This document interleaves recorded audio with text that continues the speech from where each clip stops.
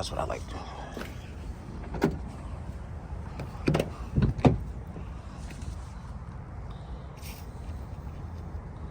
There we go.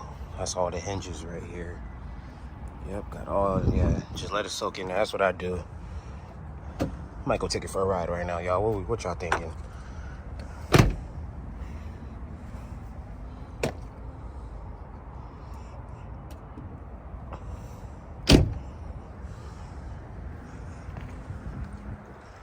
Yeah, man. Yeah, I like to let it soak in. So, yep, that's how you do it, y'all. If you got any of these early generation of Ford trucks and SUVs, that's what I like to do. Yeah, that's usually